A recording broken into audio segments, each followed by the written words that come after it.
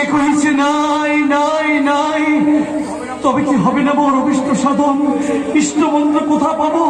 কেশব ভারতের কাছে করিল প্রার্থনা, কহিলেন মানতে আজ্ঞা ভিন্ন মোর, না হইবে সন্ন্যাস গ্রহণ।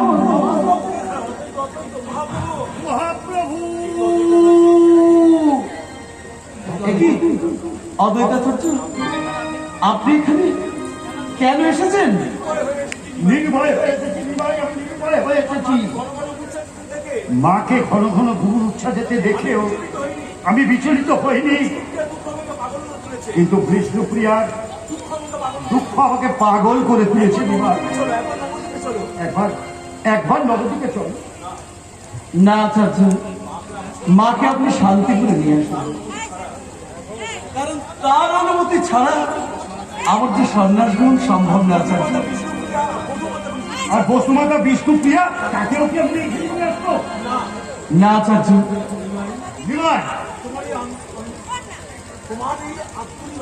তোমার এই আত্মরম্ভিতা যে সহ্য করে করুক, তোমার পরম ভক্ত দ্বৈতাচার্য করবে। আচার্য, যে মেয়েটা ভূতের মতো তিলে তিলে নিজেকে নিঃশেষ করে দিয়েছে, তার প্রতি তোমার দুঃখ হয় না? তুমি না বিষ্ণুপ্রিয়া ছায়ামূর্তি? আচার্য, অন্তর্যামী, তুমি তো সবই জানো। তবু কেন কেন কেন তুমি তার অনুমতি দাও? নিমাই, তুমি অনুমতি দাও। বৌমাকে আমি আপনি আসুন আচার্য, শান্তিপুরেই আপনার সাথে আমার দেখা হবে। আমি চলে যাচ্ছি, তবে একটা কথা আমি বলে যাচ্ছি নিমাই, যতই তুমি ভগবান হও, বিষ্ণুপ্রিয়ার অনুমতি না নিয়ে তুমি সন্ন্যাস নিতে পারো না। আচার্য, মনে রেখো, সে তোমার শক্তি আর তুমি তার হাতের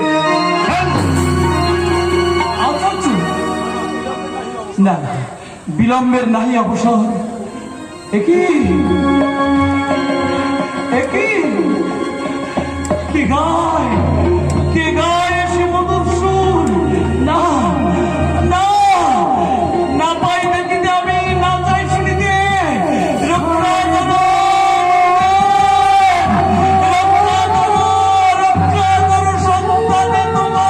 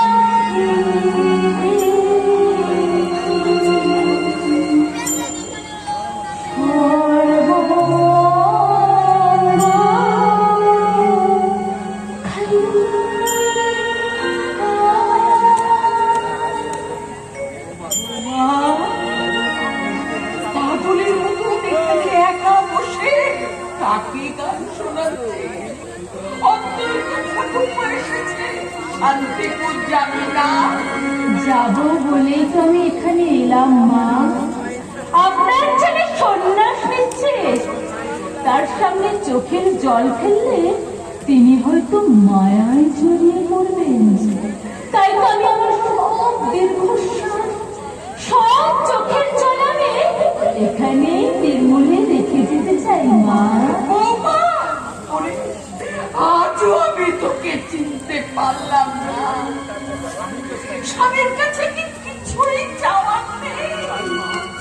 মা, আমি চাই সে আমার এই মূর্তি দেখে মনে মনে শান্তি পায়। সে জানো তার পথ আর তার বিষ্ণুপ্রিয়ার পথ আলাদা নয়। বলুন না মা, আমার এই মূর্তি দেখে সে মনে মনে খুশি হবে তো মা? আমি জানি না মা, আমি কিছুই জানি না। দেরি হয়ে যাচ্ছে, চল তাড়াতাড়ি চল, শান্তি করে যেতে হবে। মা গো, মা, আমি কেন বৌমা? ভাই তো অনুমতি দেয়নি মা। আমি নিমাইকে অনেক বুঝিয়েছি মাগো, কিন্তু নিমাই রাজি হলো না। বৌমা, বৌমা তুমি আমাকে ক্ষমা করো মাগো, তুমি আমাকে ক্ষমা করো। আমার যদি ক্ষমতা থাকতো তাহলে মহাপ্রভুকে এখানে এনে এই দৃশ্যটাকে আমি দেখাতাম। লজ্জা পাচ্ছেন কেন আচার্যদেব? তিনি ভালো বুঝেছেন বলেই তো আমাকে নিয়ে যাওয়ার অনুমতি দেননি। মা, আপনি আর দেরি করবেন না মা, যান। আচার্যদেব, মা ঋষাদকে নিয়ে আপনিও রওনা হয়ে যান। কি যাবে বৌদিমণি, কে যাবে? মহাপ্রভু হোক আর যেই হোক, যে আমার বৌদিমণি যাওয়ার অনুমতি দেয় নাই, তার কাছে নিঃসন্তান যাবে না। আমিও যাবো না রে, আমিও যাবো না। এই হতচ্ছাড়া আমাকে, আমার এই লক্ষ্মীপুর বইয়ের বুকে যে আঘাত করেছে, তার সঙ্গে আমার কোনো সম্পর্ক ছি নেই। মা, ছি, একই কথা আপনি বলছেন মা? ছেলে ডাকলে মাকে না গিয়ে থাকতে পারে? তাছাড়া সে না থাকলে আপনি আমায় পেতেন কোথায়? এই জীবনে তো তাকে আপনি আর দেখতে পাবেন না। যান, যান মা, যান। আপনি এখনই রওনা হয়ে যান। আমাকে তুমি বিষ এনে দাও বৌমা, আমি খাবো। তবু তুমি আমাকে শান্তি করে যেতে দাও। যান মা, যান, আমার জন্য ভাববেন না। আমি যদি সত্যি সত্যি ক্ষয় মনোবাক্যে তার শ্রীচরণে বন্দনা করে থাকি, তাহলে আমার সঙ্গে দেখা করতে তাকে এখানে আসতেই হবে। আর অমত করবেন না বোঝান, আর অমত করবেন না, তাহলে বধুমাতার অসম্মান হবে। চলুন চলুন, আমরা যাই। মা, ওরে কি পাষাণ মন্ত্র আর কত শাস্তি তুই আমাকে দিবি। এর চেয়ে আমার মরণ ভালো ছিল, মরণ ভালো। লজ্জায় আমার মাথা কাটা যাচ্ছে। ফুলের মতো বউটা এখানে পড়ে রইল, আর আমাদের যেতে হবে তেনাকে দর্শন করতে। ঈশানদা, একটা কথা তাকে জিজ্ঞাসা করো, কি ক্ষতি আমি তার করেছিলাম? সে কেন চুপি চুপি তার গৃহত্যাগের কথাটা তার বিষ্ণুপ্রিয়াকে জানাতে পারলো না? বিষ্ণুপ্রিয়াকে কি তার এইটুকু বিশ্বাস নেই? বলবো বৌদিমণি, বলবো। মাথায় চুপ করে থাকলেও আমি সব বলবো। চোখের জলে বুক ভেসে গেলেও কথা শোনাতে আমি ছাড়বো না, কথা শোনাতে আমি ছাড়বো না, কথা শোনাতে আমি ছাড়বো না। বধুমাতা, কি বলবো আর তোমাকে? তোমার তুলনা তুমি। মানুষের দুঃখ দূর করতে নিমাই ত্যাগ করেছে গৃহ, আর তুমি আর ত্যাগ করেছো তোমার প্রাণ। তোমার প্রাণ মাগো, তুমি ত্যাগ করলে তোমার বয়সে তুমি ছোট হলেও অদ্বৈতাচার্য তোমাকে জানিয়ে যাচ্ছে অন্তরে কত সহস্র প্রণাম মাগো, অন্তরে কত সহস্র প্রণাম মাগো, অন্তরে কত সহস্র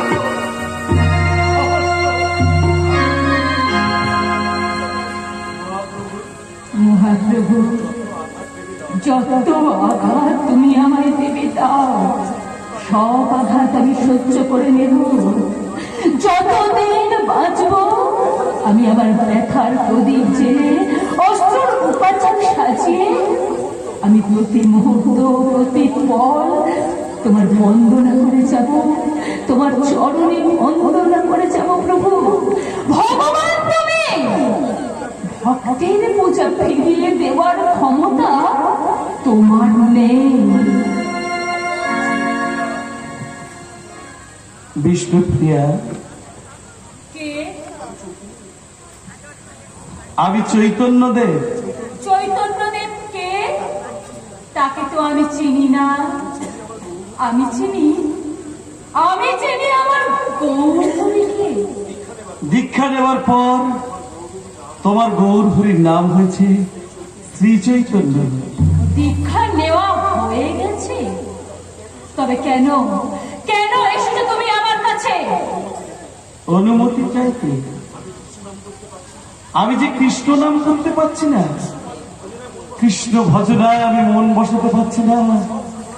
আমার সাধনার সব পথ রোধ করে আছো তুমি। তাই বুঝি আমার কাছে চোরের মতো চুপি চুপি এসেছো? কেন কেন গৌরহরি?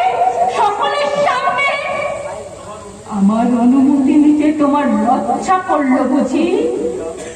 প্রিয়া, দেব না দেব না দেব না অনুমতি। আমি যদি আমার গৌরহরিকে না পাই, তাহলে তুমি বা তোমার কৃষ্ণকে পাবে কেন? কে বলে তুমি তোমার গৌরহরিকে পাওনি? যেখানে বিষ্ণুপ্রিয়া সেখানে গৌরাঙ্গ। আমি কথা দিচ্ছি, যখন যেখানে তুমি আমাকে স্মরণ করবে সেখানে আমি তোমাকে দেখা দেব। দাও, এবার আমাকে অনুমতি দাও প্রিয়া। দেব দেব স্বামী দেব। তুমি কথা না দিলেও আমি তোমাকে অনুমতি দিতাম। তোমার ইচ্ছা যে আমার ইচ্ছা।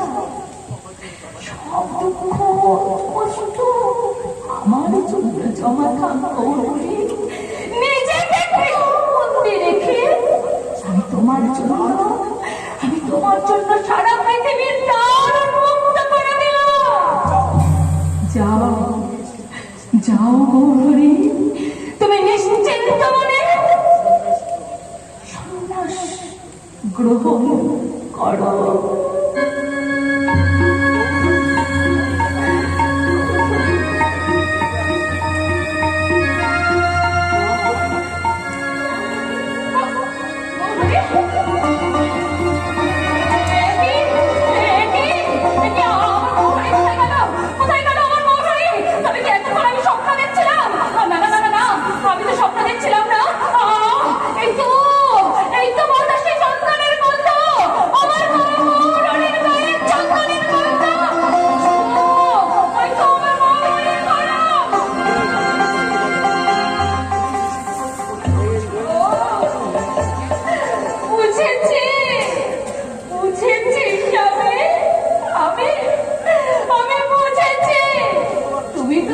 বিষ্ণুপ্রিয়াকে পরীক্ষা করছিলেন তো? দেখলেন তো? আরে রে, দেখেছ তো স্বামী?